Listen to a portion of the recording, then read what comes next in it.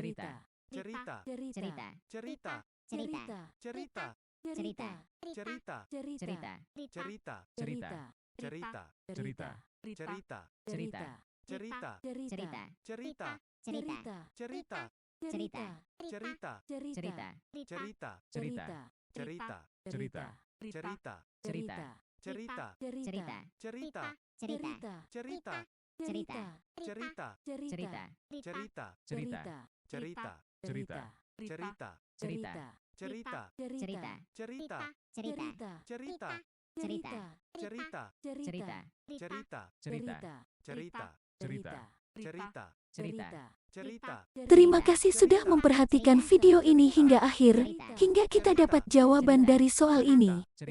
Untuk versi singkatnya, cara ini sudah pernah diupload di SOT. Subscribe channel Cerita